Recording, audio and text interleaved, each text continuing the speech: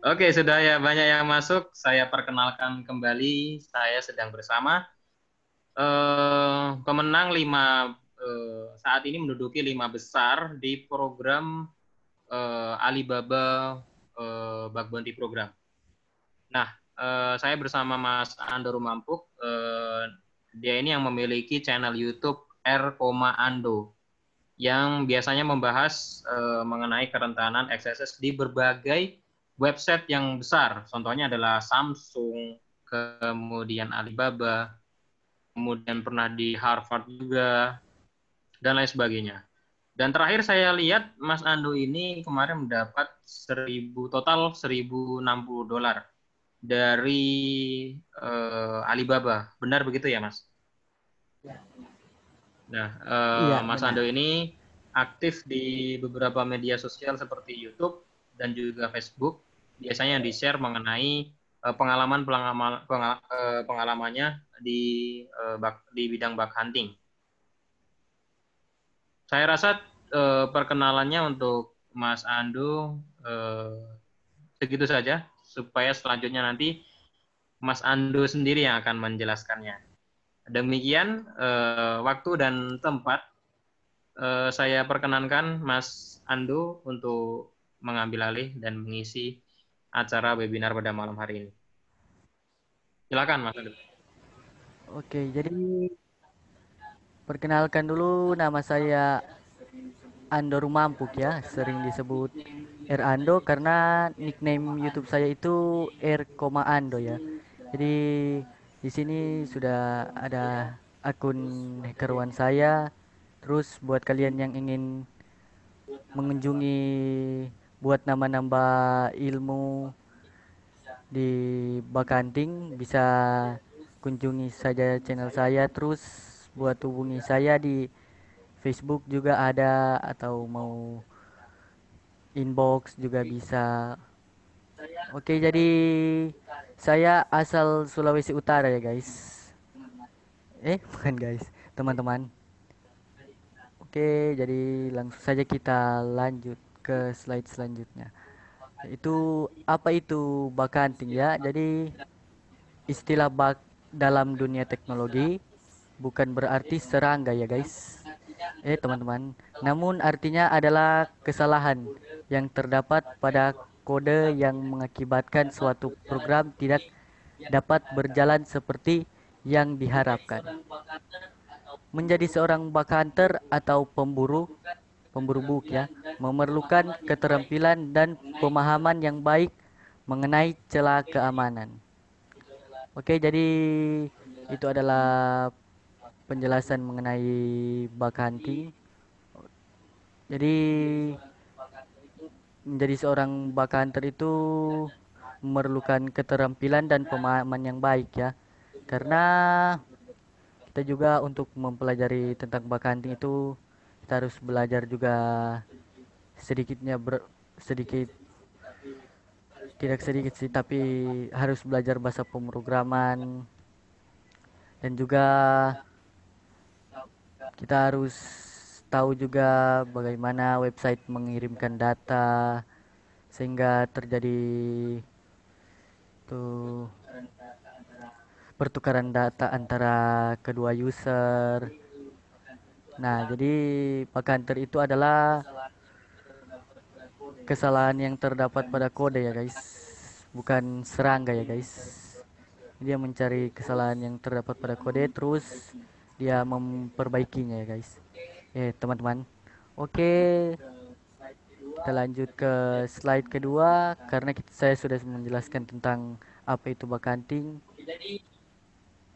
Oke, jadi pengalaman saya dari bug hunting itu, apa yang pernah saya dapat dari bug hunting itu ya, yang pertama itu adalah sertifikat apresiasi dari BSSN ya guys, atau kepanjangan dari BSSN yaitu Badan Cyber dan Sandi Negara ya. Jadi yang pertama itu saya mendapatkan sertifikat. Terus yang kedua saya mendapatkan reward dari Samsung Mobile Security ya. Bisa dilihat di sini. Terus ini saya dapat $300, 3 kerentanan ya. Jadi berarti kalau satu kerentanan $100 ya. Satu kerentanan $100. Jika 3 kerentanan itu artinya $300. Dan di sini saya menemukan kerentanan tersebut pada bulan Januari tanggal 18 2020 dan tanggal 29 dan bulan Februari tanggal 11. Oke, yang kedua saya menemukan kerentanan di Alibaba. Saya sering menemukan kerentanan XSS ya dibandingkan dengan kerentanan-kerentanan lainnya. Ya, karena saya lebih banyak belajar mengenai kerentanan XSS dibandingkan kerentanan lainnya. Tetapi saya juga belajar kerentanan lainnya walaupun lebih apa ya, kayak jarang gitu, lebih banyak di XSS. Oke, jadi di bulan April tanggal 16 ini 2020 saya menemukan kerentanan stored XSS ya, atau bahasa Indonesianya itu XSS tersimpan ya. Jadi kerentanan XSS tersimpan non self atau tidak berpengaruh juga pada atau berpengaruh juga pada orang lain ya, atau pada pengguna lain. Terus ini masih dalam perbaikan. Ini moderate ya, atau kalau di HackerOne itu medium. Dan reputasi yang saya dapatkan yang diberikan oleh Alibaba itu 50 untuk kerentanan stored XSS non self. Dan untuk reward itu 80 ya guys. Teman-teman, maaf saya sering buat video di YouTube sehingga saya terbiasa Tidak mengatakan apa-apa guys. Mas. Guys juga boleh, teman-teman boleh, rekan-rekan boleh. Bebas saja Mas. Oke, siap. Oke, untuk kerentanan kedua yang saya temukan di Alibaba itu adalah pada bulan April, masih di bulan April. Ya, seperti yang kerentanan yang pertama, masih di bulan April.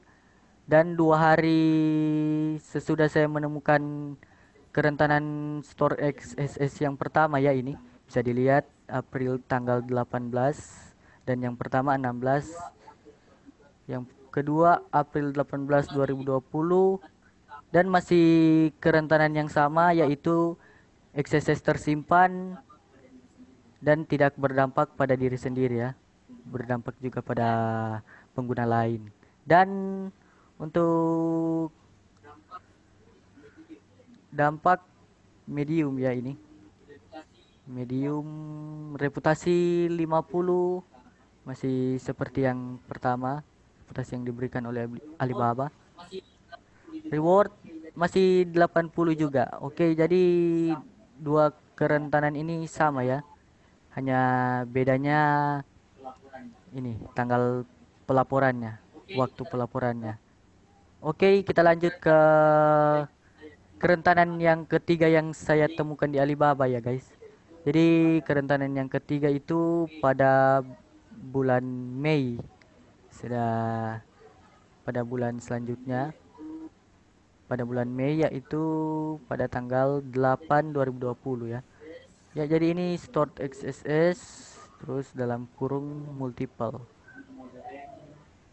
Ini moderate dan ini reputasinya $100 ya. Reputasi $100 mungkin karena ini lebih berdampak ya. Kayak mungkin yang kerentanan ini hanya bisa dilihat oleh pengguna yang menggunakan yang antara pembeli dan penjual, tetapi yang kedua ini yang ketiga ini bisa dilihat oleh semua pengguna ya. Jadi lebih lebih banyak reward yang diberikan oleh Alibaba. Oke, langsung saja kita lanjut ke laporan kerentanan yang keempat yang saya temukan di Alibaba. Jadi di sini masih di apa ya? Ini masih di bulan yang sama dan juga ini masih di hari yang sama juga, tahun yang sama dan hanya beda jam ya. Jadi sesudah 1 jam kemudian saya menemukan kerentanan lagi di Alibaba ya. Jadi 1 jam setelah menemukan kerentanan yang ketiga, saya menemukan kerentanan yang keempat. Oke, judul stored XSS non self. Oke, jadi XSS tersimpan berpengaruh juga pada orang lain, pada user lain. Reward dan reputasi masih sama ya, 100 reputasi dan $150 Mungkin reward. masuk saja Mas Oke, ke yang saya tertarik dengan yang $1.000 Mas. oke. Jadi untuk $1.000 ini bulan Juli ya, barusan saya temukan bulan Juli. Jadi ini adalah kerentanan IDOR. Jadi di sini kita dapat melihat data-data sensitif, misalnya email, terus nomor handphone, dan juga kita bisa melihat apakah akun tersebut sudah terverifikasi. Itu kayak false dan true ya guys, true dan false. Itu bisa dilihat di laporan kerentanan ini ya. Jadi barusan sih Juli 30 2020 dan baru diberi reward kemarin ya. Berarti totalnya Jadi berapa di dolar itu Mas? hmm, kita hitung dulu dari paling atas 150. Aduh, banyak ini Mas. Hampir 150 2.000 ya, terus $2.000. kayaknya 2000 lebih sih menurut saya. 2.000 lebih ya. Selamat. Iya, 2000 lebih. Iya. Kita mungkin Iya, lanjut ke slide makanya. berikutnya. Oke.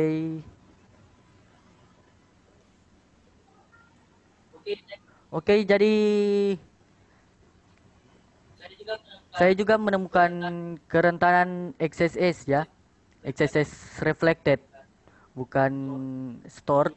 Jadi XSS reflected kalau kita terjemahkan ke bahasa Indonesia itu XSS tercermin ya. Kalau stored itu kan tersimpan. Nah, jadi di sini saya diberikan apresiasi berupa sertifikat penghargaan ya. Di sini for responsibly reporting cross-site scripting. Jadi XSS, kerentanan XSS. Juga yang dapat Dan baju ya. yang ini saya mendapatkan baju ya. Saya menemukan kerentanan masih XSS. XSS di website BBC. Website BBC apa ya kepanjangannya, Website udah kita saya ya sudah gitu ya. lupa ya. Jadi saya menemukan 2 kerentanan XSS pada website BBC ya guys.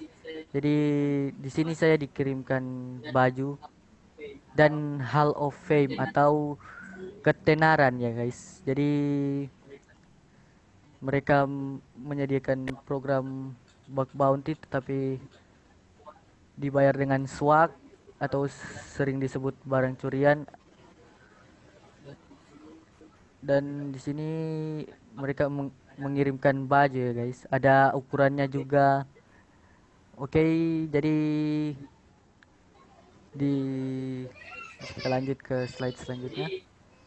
Jadi di mana saya pernah menemukan XSS. Jadi saya pernah menemukan XSS itu, yang pertama sih saya pernah menemukan XSS di website Adidas ya, yang pertama. Jadi pertama saya menemukan XSS itu yang di website besar, website besar. Kalau website kecil itu ada sih, tapi yang saya ambil di sini website besar. Yang pertama adalah Adidas dan yang kedua adalah website Nike, masih di hampir sama, penjualan produk produk sepatu dan lainnya. Dan yang ketiga saya menemukan kerentanan XSS juga di hmm, Walmart ya duluan, di Walmart. Terus yang keempat di BBC. Jadi saya menemukan kerentanan XSS di Walmart duluan, baru itu setelah itu saya menemukan kerentanan di BBC. Dan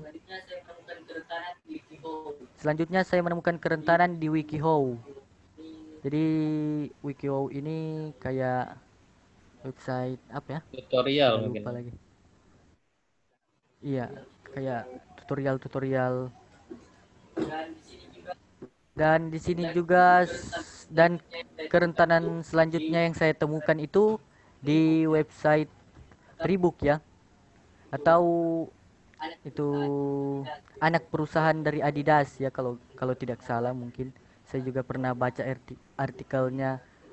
Reebok ini anak perusahaan dari perusahaan Adidas. Dan kerentanan yang selanjutnya, kerentanan XSS yang saya temukan di website itu adalah Adobe. Jadi kalian sudah tahu lah, Adobe itu ada yang Adobe Photoshop buat edit foto, itu Adobe ya. Terkenal dengan edit itu ya, foto. Oke, kerentanan XSS selanjutnya yang saya temukan yaitu di website Harvard ya duluan. Baru itu setelah itu saya menemukan di Stanford. Dan setelah itu Alibaba, dan saya lanjut ke Alibaba Cloud dan AliExpress. Jadi saya tidak hanya cari di Alibaba tetapi Alibaba Cloud juga dan AliExpress ya. Seperti yang diketahui bahwa Alibaba Cloud dan AliExpress ini anak perusahaan dari Alibaba ya. Jadi saya juga cari karena mereka ini, Alibaba Cloud dan AliExpress juga masuk ya di Alibaba Security. Itu in scope ya. Jadi ketika kita melaporkan kerentanan yang kita temukan di Alibaba Cloud dan AliExpress itu juga dihargai oleh Alibaba. Oke, kita lanjut ke slide selanjutnya. Oke, jadi di sini saya akan menjelaskan dulu tentang XSS ya. XSS merupakan salah satu jenis serangan injeksi kode atau dalam kurung kode injection attack. XSS dilakukan oleh penyerang dengan cara memasukkan kode HTML atau client script kode lainnya ke suatu situs. Serangan ini akan seolah-olah datang dari situs tersebut. Akibat serangan ini, antara lain penyerang dapat membypass keamanan di sisi klien, mendapatkan informasi sensitif, atau menyimpan aplikasi berbahaya. Jadi kayak penyerang memasukkan kode yang dipercayai ya, kayak kita dapat mencuri ya cookie user, kita dapat. Oke, nanti itu saya akan jelaskan di slide selanjutnya. Oke, jadi di sini dampak dari XSS itu penyerang dapat menyuntikkan skrip berbahaya ke situs web. Yang pertama, pemalsuan konten atau bahasa Inggrisnya content spoofing ya. Jadi di sini kayak di sini sudah ada foto gambar. Jadi kita juga bisa membuat konten baru dengan memasukkan kode HTML ya.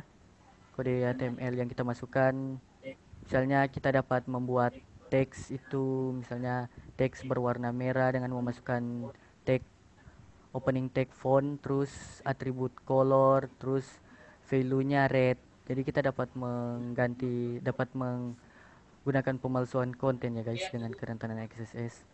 Oke, yang kedua adalah injeksi HTML atau bahasa Inggrisnya HTML injection ya. Jadi di sini kita dapat menggunakan memanfaatkan kerentanan XSS untuk menggunakan HTML injection ya. Jadi di sini kita dapat menggunakan kode HTML kayak gini. Di sini saya URL saya memasukkan O, terus opening tag U ya. Ya, jadi U ini adalah underline ya. Terus ini di tengahnya ini ada O besar. Terus kita tutup dengan tag underline, terus O kecil. Jadi di tengah ini huruf O besar ini terdapat underline karena kita memasukkan kode HTML underline ya di sini.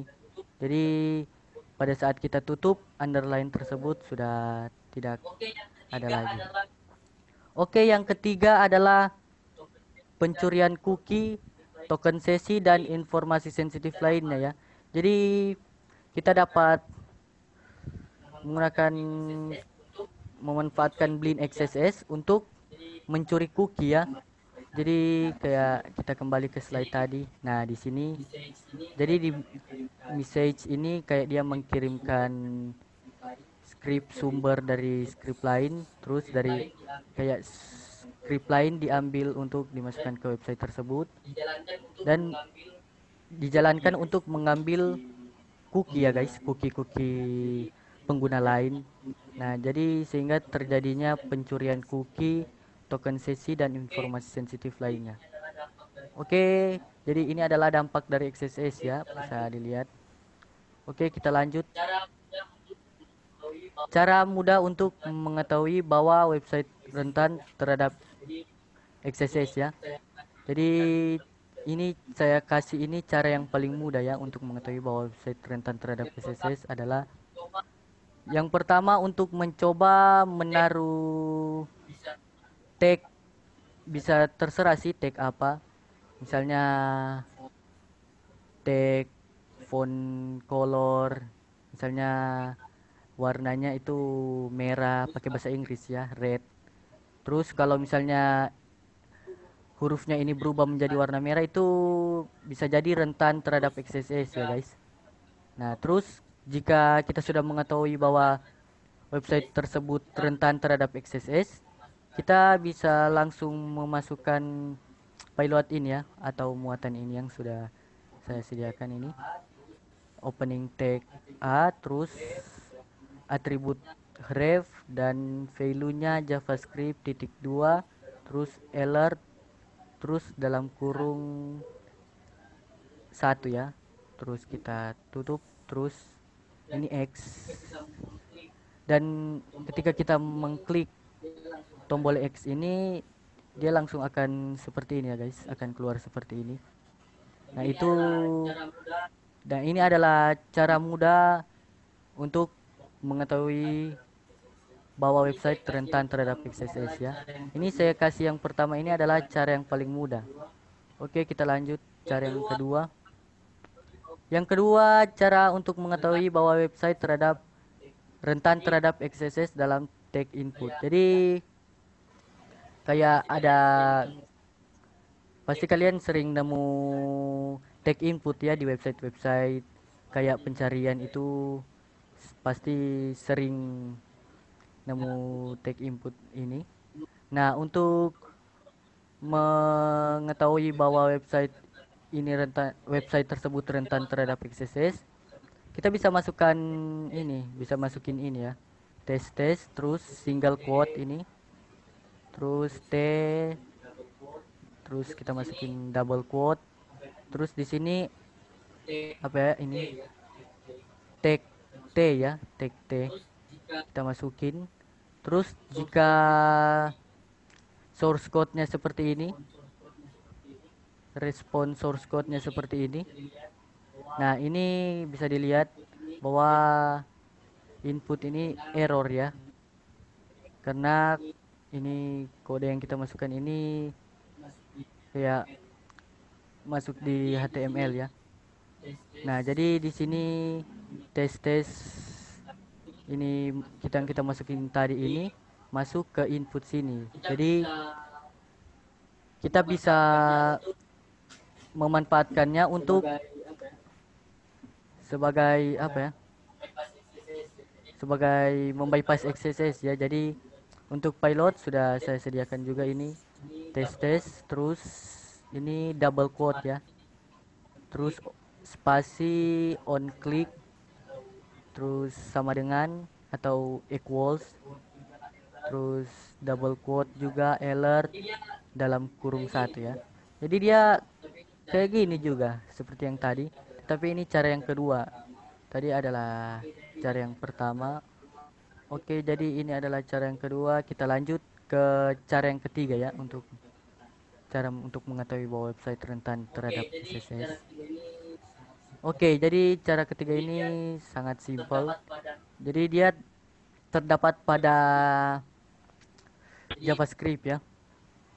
Jadi dia kayak ada, misalnya di website itu dia sering opening text script, terus ini biasanya var, terus ada search. Nah, di sini biasanya ada apa yang kita cari dia keluar di sini ya. Misalnya kita cari pada pencarian, kita cari tes tes terus single quote dan double quote, dia keluar di sini ya, di source code biasanya, tapi gak semua. Terus untuk di sini sangat simple, tidak menggunakan opening, kayak tidak menggunakan tag ya di sini, tidak menggunakan opening tag dan close tag. Jadi di sini kita hanya memasukkan single quote, terus minus min, terus alert dalam kurung satu, terus min, terus single quote. Nanti jika respon source code-nya seperti ini, bisa dilihat ini. Nah, dia itu akan akan keluar seperti ini ya guys, tanda rentan. Oke, jadi itu adalah cara-cara untuk mengetahui bahwa website tersebut rentan terhadap XSS ya. Masih ada sih cara banyak untuk mengetahui, tapi saya hanya menjelaskan tiga saja. Oke, untuk pencegahan XSS, cara mencegah XSS bisa dilihat di sini, ada kayaknya ada 7 langkah sih. Mencegah cross-site scripting atau dalam kurung XSS tidaklah mudah. Teknik pencegahan khusus bergantung pada subtip kerentanan XSS, konteks pengguna, input pengguna, dan kerangka kerja pemrograman. Namun, ada beberapa prinsip strategis umum yang harus Anda ikuti untuk menjaga keamanan aplikasi web Anda. Jadi ini untuk cara mencegah XSS. Yang pertama adalah latih dan pertahankan kesadaran. Jadi di sini untuk menjaga keamanan aplikasi web Anda, setiap orang yang terlibat dalam membangun aplikasi web harus menyadari risiko yang terkait dengan kerentanan XSS. Anda harus memberikan pelatihan keamanan yang sesuai untuk semua pengembang Anda, staff, QA, DevOps, dan sysadmin. Anda dapat memulai dengan mengarahkan mereka ke halaman ini.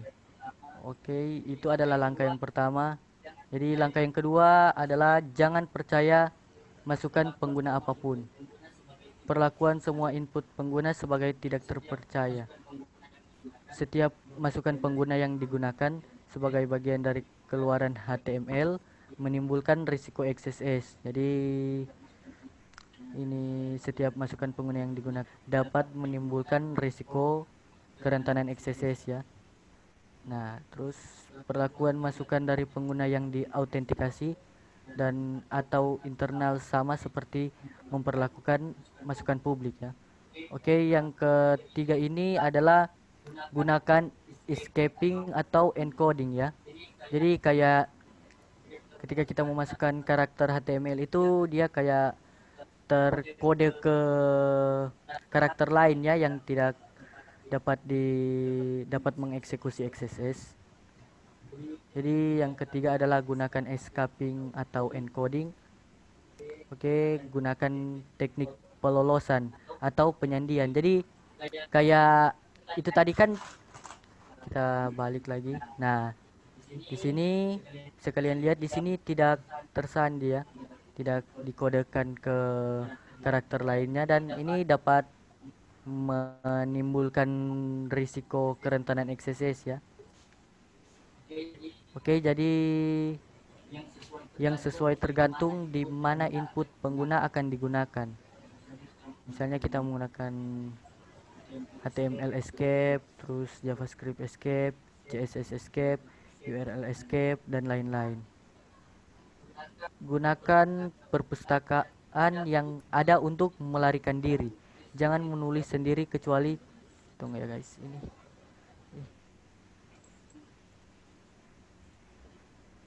Hmm,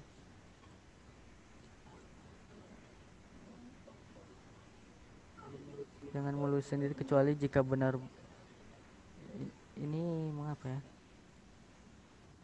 Oke, jika benar-benar diperlukan ya. Oke, kita lanjut. Langkah yang keempat, bersihkan HTML ya. Jika masukan pengguna perlu berisi HTML, Anda tidak dapat melarikan diri atau mengencode-nya karena akan merusak tag yang valid. Dalam kasus seperti itu, gunakan pustaka terpercaya dan terverifikasi untuk mengurai dan membersihkan HTML.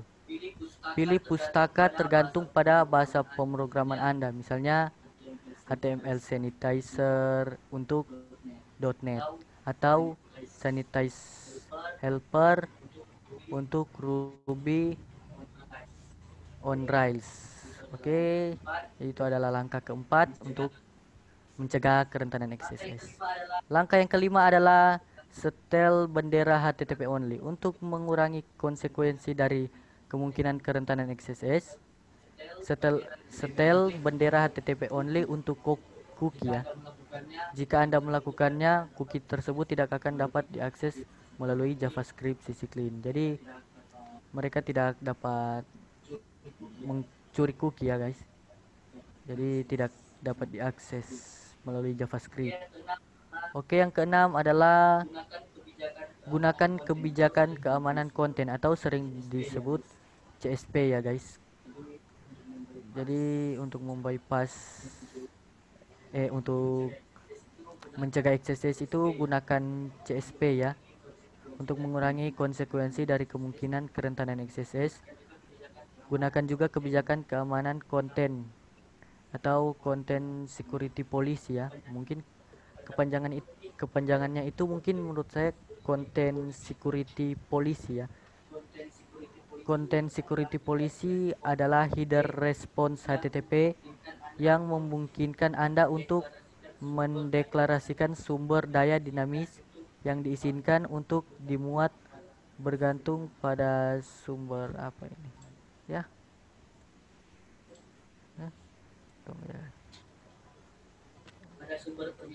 Pada sumber permintaan ya. Mohon maaf karena tadi di tidak terlihat. Oke, kita masuk pada langkah yang ketujuh untuk mencegah kerentanan XSS ya guys. Pindai secara teratur ya, untuk kita scan misalnya website kita dengan Akunetics atau tools-tools lainnya juga bisa. Jadi kita scan dulu apakah website kita itu masih rentan terhadap XSS. Karena itu biasanya kayak kita sudah perbaiki tetapi kayak tidak teliti begitu. Kerentanan XSS dapat diperkenalkan oleh pengembang Anda atau melalui perpustakaan atau modul atau perangkat lunak eksternal. Anda harus memindai aplikasi web Anda secara teratur menggunakan pemindai kerentanan web seperti Akunetics. Jika Anda menggunakan Jenkins, Anda harus menginstal plugin Akunetics untuk secara otomatis memindai setiap web. Oke, jadi itu adalah cara untuk mencegah kerentanan XSS ya guys. Jadi ada 7 cara. Menurut saya sih masih ada banyak cara, tapi ini saya ambil dari website hanya 7 ya. Dan saya tambahkan juga. Oke, kita lanjut ke slide selanjutnya. Oke, untuk Baik, Mas Anggi. baik, terima kasih Mas Ando.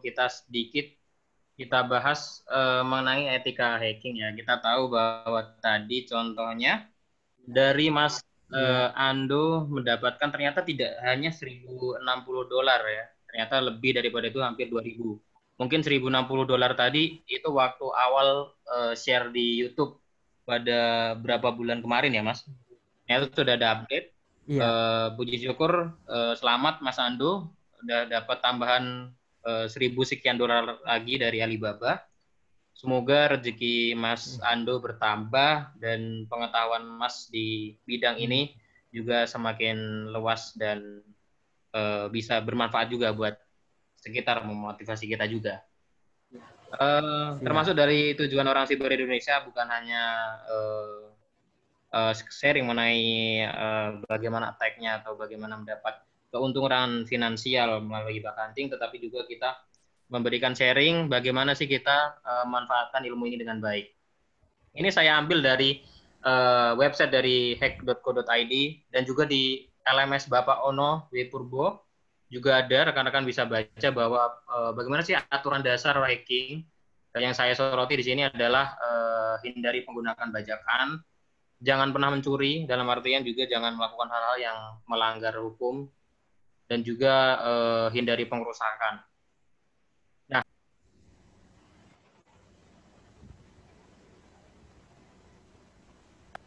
apa tadi yang dikatakan? Oh, tadi ke mute, saya ulangi lagi. Tadi sampai mana Mas Ando ya? Saya ulangi lagi aja. Terima kasih Mas Ando sudah memberikan pengetahuan pada kami mengenai bagaimana mendapat keuntungan secara finansial melalui bug hunting. Ternyata tadi tidak hanya mendapat $1.060, tapi sampai 2.000-an dolar. Selamat, puji syukur. Semoga bisa bertambah lagi rezekinya, pengetahuannya, dan sharing lagi tentunya tentang ilmu-ilmu yang mungkin bisa juga teman-teman memanfaatkannya juga untuk berkarir atau ikut bug hunting program di berbagai platform yang memang menyediakan program ini. Nah, kami dari Orang Siber Indonesia bukan hanya memberikan pengetahuan mengenai teknik-teknik yang mungkin ke arah cyber security, tapi juga etika bagaimana sih seharusnya memanfaatkan ilmu hacking ini. Nah, rekan-rekan bisa dilihat di sini, kami tampilkan bahwa ini adalah gambar yang kami ambil dari hack.co.id dan juga di LMS Bapak Ono W. Purbo, bagaimana sih aturan-aturan dasar di ilmu hacking. Ya, kita perlu soroti bahwa di sini kita harus menghormati pengetahuan dan kebebasan informasi, jangan pernah mencuri, dalam artian juga jangan melanggar hukum yang ada, dan juga salah satunya juga jangan melakukan pengerusakan atau hindari pengerusakan. Boleh ke slide selanjutnya, Mas Ando? Oke. Kita tentu saja di negara kesatuan Republik Indonesia ini, negara hukum, ada aturan yang mengenai hal ini. Saya rasa rekan-rekan sudah tahu. Beberapa member akhir-akhir ini saya rasa datang dari devaster, atau mungkin yang kita sering dengar mereka sering mendevest, baik itu situs dalam negeri maupun luar negeri, tapi tetap saja itu hal yang tidak etis. Terutama di negara ini kita ada yang namanya UITE, teman-teman bisa buka, terutama di pasal 30 JO pasal 46, bahwa dalam konteks masalah keamanan sistem elektronik atau informasi, peretasan itu aktif atau sengaja bertujuan untuk mengecoh atau bahkan merusak sistem, itu masih dalam hal yang ilegal ya. Contohnya ini rekan-rekan ini berita-berita baru, artinya saya rasa rekan-rekan juga harus memiliki etika untuk melakukan ilmu ini. Jangan sampai rekan-rekan merugikan orang lain dan juga merugikan diri sendiri. Hukuman di sini contohnya adalah denda sampai 10 miliar, 10 tahun, 12 tahun. Rasa untuk bertahun-tahun itu lebih baik waktunya digunakan untuk berkarir, sekolah, dan lain-lain daripada melakukan hal yang mungkin bisa menyebabkan ke hukuman-hukuman tersebut. Boleh ke slide selanjutnya, Mas Andu? Baik. Artinya yang saya sampaikan adalah menguji sistem atau pentesting harus ada izin terlebih dahulu dari pemilik sistem. Nah, itu selain itu ilegal seperti yang disampaikan tadi di UITE. Jika memang hendak melakukan uji sistem untuk belajar itu gunakan environment sendiri atau cari platform yang memfasilitasi media belajar hacking seperti yang saya tampilkan di sini. Nah, jika ingin menguji sistem publik, nah ini kita catat ya, Mas Ando mungkin juga sudah memahami bahwa Mas Ando ini aktif mencari kerawanan itu pasti di program publik ya, Mas, yang kayak sudah menyediakan program bounty ya. Artinya jika memang Iya, program. pemilik aset tidak memiliki program yang memperbolehkan untuk pengujian sistem, ya rekan-rekan jangan mencoba untuk melakukan pengujian sistem tersebut. Begitu. Karena itu sudah melanggar hukum. Namun jika mendeteksi permasalahan keamanan yang dimiliki oleh aset institusi secara tidak sengaja atau memang tidak melakukan penetrasi yang secara aktif, itu layanan dari BSSN terbuka untuk menerima laporan tersebut. Dan yang terakhir, ini yang perlu sangat-sangat penting bagi kita orang-orang yang tertarik dan punya ketertarikan terhadap dunia siber, bahwa etika di dunia nyata itu berlaku juga di dunia maya. Artinya jika kita di dunia nyata disampaikan bahwa kita tidak boleh mencuri, nah sama saja di dunia maya kita tidak boleh mengambil data-data yang seharusnya tidak boleh kita ambil. Artinya misal data-data pribadi yang mungkin akhir-akhir ini sering sekali ada berita yang ke arah negatif ya, kebocoran dan sebagainya, itu jangan sampai menjadi hal yang kita untuk misal memanfaatkan hal tersebut. Ya karena itu termasuk dari etika kita yang sama halnya di dunia maya. Begitu juga seperti ini, misalnya kita mengetahui bahwa tetangga kita ada ruangan kamar yang bisa kita masuki, misal kita melihat bahwa ruangan itu tidak dikunci. Kemudian kita masuk ke ruangan tersebut. Itu pasti melanggar, di dunia nyata itu dianggap tidak etis dan melanggar, secara hukum melanggar, secara adat istiadat atau budaya juga melanggar. Sama halnya kita ketika melihat ada kerentanan terus kita mencoba mengeksploitasi padahal tidak di situ kita tidak diperbolehkan atau di pemilik aset tidak memperbolehkan hal tersebut. Jadi rekan-rekan sekalian, kami mengajak rekan-rekan sekalian apabila memiliki ilmu hacking, penetrasi dan lain sebagainya, mari kita sama-sama bijak menggunakannya. Salah satunya misal kita bisa ikut program Bounty contohnya, dan kita lihat ini Mas Andu usianya cukup muda, lebih muda dari saya berapa tahun, 3 atau 4 tahun lebih muda dari saya, tapi luar biasa udah dapat prestasi dan prestasi tersebut bisa ya Mas buat persyaratan masuk di suatu sekolah.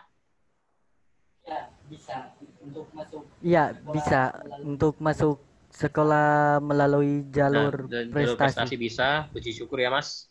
Sudah bisa dari sertifikat dan reputasi itu ada dokumentasinya ya Mas di HackerOne dan juga di Hall of Fame tadi kan ada ya Mas. Jadi itu terdokumentasi bahwa Ada. Mas telah berpunya prestasi, diapresiasi oleh perusahaan tersebut karena punya etikat baik dan ikut program dan berhasil memberikan pengetahuan kepada pemilik aset bahwa ada beberapa dari sistemnya yang rentan, begitu ya Mas.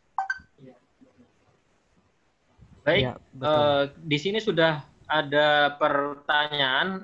Silahkan rekan-rekan bisa menulis pertanyaan baik itu di platform YouTube kami atau lewat Zoom. Silahkan ditulis pertanyaannya, nanti kita akan Mas Ando akan menjawab. Ini sudah dapat pertanyaan dari YouTube. Saya bacakan ya Mas Ando. Jadi Iya, pertanyaannya sebentar. Bagaimana menjadi seorang profesional SSS? Dan mungkin Google Slide-nya bisa kita tutup dulu, Mas.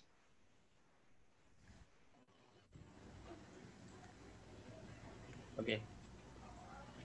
Oke, bagaimana menjadi seorang profesional XSS, adakah memakai framework target? Apakah dengan memahami framework target dan basic client side code-nya? Jadi lebih kepada bagaimana sih tekniknya Mas biasanya gitu? Biasanya saya itu sering manual ya.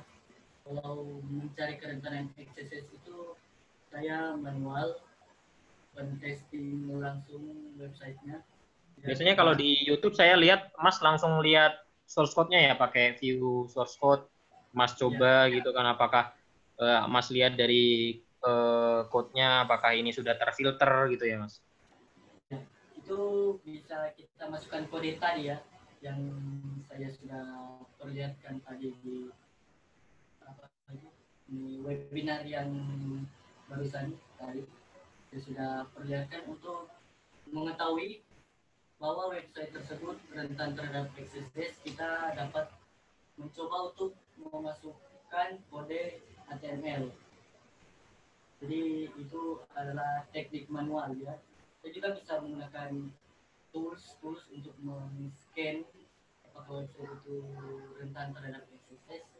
Tapi saya lebih memilih untuk manual ya, karena biasanya pakai tools itu kayak itu ada bypass yang mungkin tidak bisa di apa ya, kayak misalnya WAV 405 errornya mungkin tidak bisa Mas dibaca. Andu, suaranya agak pecah, mungkin bisa didekatkan ke mic-nya ke Mas Andu.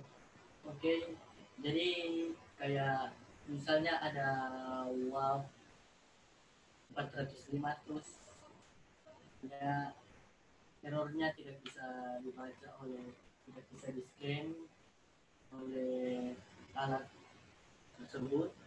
Nah kan itu sehingga saya memilih untuk lebih mencari kerentanan XSS lebih ke manual ya. Ya, berarti intinya langsung lihat Mas inputkan berapa parameter. Biasanya saya lihat di YouTube Mas langsung lihat dari source code-nya, dari view source, apakah parameter ini dibatasi atau tidak. Mas ambil kesimpulan, terus kemudian mencoba kemungkinan dari parameter-parameter itu yang tidak disaring dari code-nya gitu ya Mas. Iya betul. Jadi itu ya, kita memasukkan kode HTML untuk mengetes apakah responnya itu kita kode yang dimasukkan tadi itu tidak disaring atau sudah disaring. Itu adalah cara untuk mengetes website tersebut. Baik. Kemudian Mas ada pertanyaan lagi, awal mula tertarik hacking, bagaimana awal mula tertarik hacking? Kenapa yang dipilih lebih ke XSS? Waktu belajar XSS dari Google, dari web apa atau YouTube channel apa Mas? Terima kasih. Oke, untuk awal mula saya tertarik hacking itu bukan XSS ya yang pertama. Itu saya lebih ke SQL, setelah itu saya ke XSS. Dan untuk apa tadi website belajar XSS ya, website belajar XSS itu bisa di Brooklogis ya, saya sarankan untuk belajar XSS di Brooklogis. Dan untuk melihat pilotnya itu ada di Portswigger cheat sheet XSS ya. Di situ ada pilot atau sering disebut muatan untuk XSS itu ada di Portswigger di cheat sheet ya. Ada juga di OWASP. Dan saya belajar XSS juga bukan hanya dari website tetapi dari berkomunikasi ya guys, berkomunikasi dengan teman-teman. Oke, itu adalah awal mula saya tertarik dengan XSS. Dan belajar XSS secara pengalaman. Baik, Mas. Mas Ando, suaranya agak kurang terdengar. Mohon untuk didekatkan mic-nya ke Mas Ando. Oke, saya jelaskan lagi ya. Yang hari itu Sebentar, masih agak kurang terdengar, Mas. Mungkin dicoba ini lagi, Mas.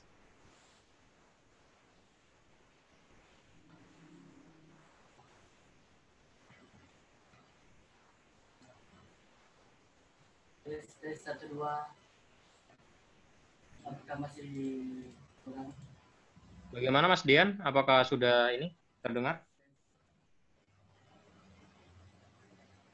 Tes 1 2.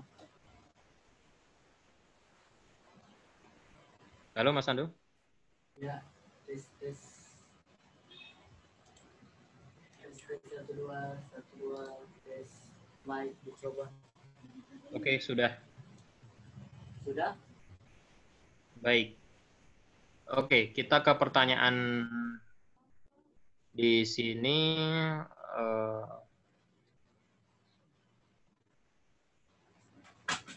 Apakah hacker-hacker atau orang-orang yang aktif di dunia mungkin kurang berelasi dengan materi kita malam ini? Iya. Bentar, Mas. Kita saring dulu pertanyaan-pertanyaannya. Oke, siap. Ini pertanyaan tentang TOEFL saya rasa kurang sesuai dengan materi pada malam hari ini. Oke, untuk Mas Wahyu Nugroho, materinya nanti akan kita unggah ke grup Orang Siber Indonesia. Dari YouTube ada pertanyaan lagi atau tidak? Oke, ini ada. Saya coba cari dulu.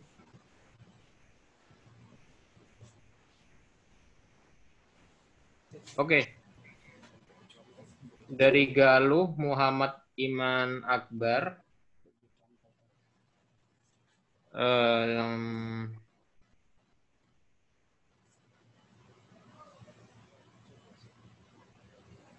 Adakah write up mengenai XSS to RCA? Kami berdua rasa untuk write up mengenai chaining teknik tersebut, saya kurang tahu. Mas Ando bagaimana, Mas? Apakah ada write up mengenai XSS yang ditingkatkan menjadi remote code execution? Dan pernah nggak baca write up mengenai chaining dua teknik dari teknik SSS menuju ke RCA? Oke, untuk teknik XSS menuju RCA itu ada write up-nya. Saya juga pernah baca, tetapi saya belum pernah eksekusi ke RCA itu. Saya juga pernah coba tapi tidak bisa. Mungkin beda ya dengan Baik. yang di Baik, berarti write up. pernah baca ya, Mas? Berarti nanti kalau Pernah. misalnya berkenan, nanti bisa dikirimkan write up-nya ke Orang Siber Indonesia, begitu ya, Mas? Oke. Baik, mungkin pertanyaannya sudah selesai saya bacakan. Sekali lagi terima kasih Mas Ando yang sudah berkenan untuk mengisi pada malam hari ini. Saya apresiasi setinggi-tingginya buat Mas Ando dan memotivasi juga rekan-rekan lainnya. Mungkin salah satu tips bisa mendaftarkan di, ini ada yang tanya soal bagaimana memulai bug hunting dan sebagainya. Kalau misalnya platform yang besar, dua platform besar adalah Bugcrowd dan HackerOne. Rekan-rekan bisa cari, bisa mendaftar di situ. Banyak program-program yang bisa langsung diulik dan juga bisa langsung belajar banyak sekali write up mengenai di forum-forum bug hunting. Dan juga kalau di Indonesia, saya rasa ada Cyber Army ya. Itu juga salah satu platform dari buat bug hunting. Rekan-rekan juga bisa daftar di situ. Artinya, mari kita gunakan ilmu hacking ini ke arah yang baik dan benar. Dan kalau bisa, semoga kita bisa mengikuti langkah dari Mas Ando, mendapatkan reward ya dari hasil belajarnya, langsung kita praktikkan dan bisa mengikuti langkah Mas Ando mendapatkan reward yang tadi sudah disampaikan oleh Mas Ando. Begitu saja Mas Ando, ada tambahan mungkin? Ya, mungkin untuk apa itu belajar mengenai bug hunting itu saya kira selalu giat ya belajarnya dan tetap sabar ya kalau melaporkan kerentanan.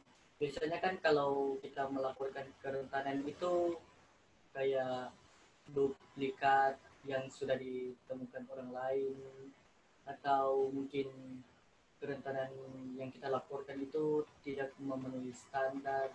Ya kita sabar aja, penting kita berniat baik untuk itu dalam dalam ilmu yang kita